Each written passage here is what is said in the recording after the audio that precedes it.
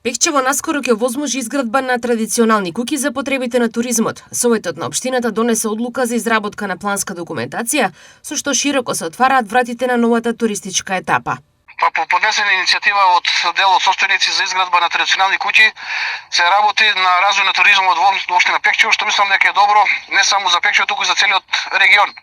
Пехчево усвои акционен план за животна средина, како и одлука за општински енергетски план за 2027 година. Што значи ова?